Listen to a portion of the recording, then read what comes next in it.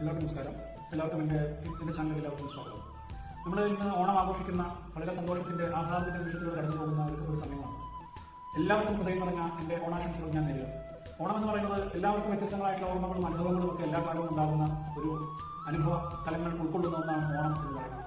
വ്യത്യസ്തങ്ങളായ ആഘോഷങ്ങളും ആചാരങ്ങളും അനുഷ്ഠാനങ്ങളും വിശ്വാസങ്ങളും എല്ലാം നിലനിർന്നിട്ടുള്ള ഒരു ആഘോഷമാണ് ഓണം എന്ന് തന്നെ പറയുന്നത്. ഓണത്തിനെ കുറിച്ച് പറയുമ്പോൾ അതൊരു ഫെസ്റ്റിവലായിട്ട് തന്നെ നമുക്ക് ഉൾക്കൊള്ളാൻ പറ്റുന്നതാണ്.